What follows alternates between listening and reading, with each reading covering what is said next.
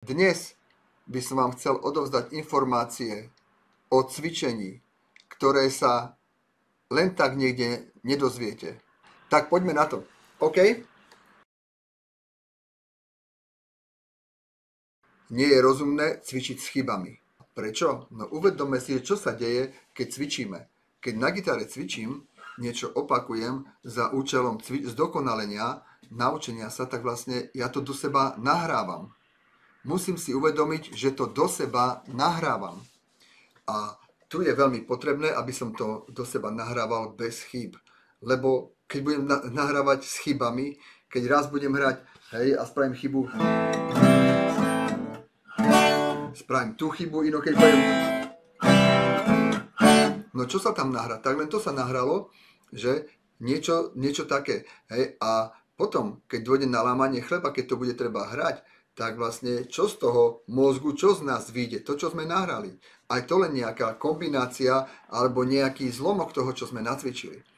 Je dobré vedieť, že veľkí koncertní majstri cvičia jednu skladbu aj niekoľko mesiacov. A potom si ju ešte medzi tým si ju aj pilujú ešte. Samozrejme, potom majú šnúru koncertov, hej, a chodia s tým niekoľko rokov, vystupujú napríklad a stále si tie skladby, stále trénujú, hej, tých, dajme tomu, že 6 skladieb, hej, hovorím o orchestri napríklad, a aj tak sa stane, že nezahrá tak, ako chcel. Že tu spraví chybu, vie, že kde spravil chybu. My to nepočujeme, keď tam sme diváci, hej, ale ten umelec vie, že spravil chybu a pritom to má namakané z každej strany.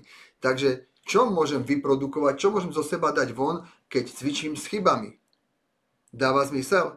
Keď budem cvičiť s chybami, že teraz tu spravím chybu a idem ďalej a tu spravím chybu a idem ďalej a tu spravím chybu, tak potom to nemôže byť, to môže byť len nejaký veľmi, veľmi slabý odvar. A v skutočnosti nemôžem od seba očakávať, že to zahrám na jednotku, alebo že to zahrám tak, ako by som chcel.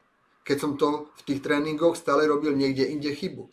Áno, ten mozog, tá naša myseľ má potom z toho zmetok, ktoré z toho je správne. A predsúva nám vlastne hoci čo nám vyskočí, hej, a nehovoriac o tom, že ešte môže nastať nejaké vyrušenie a potom už celkom môžeme byť vedľa. Takže dáva zmysel, že nahrávame to do seba podobne ako na hard disk. A každý pohyb, každý jeden tón, každé jedno uchytenie, držanie trsátka, hej, vyšmyknutie alebo šmykanie trsátka, napravenie trsátka, všetko vlastne sa nahráva. Preto je potrebné, veľmi potrebné cvičiť bez chýb.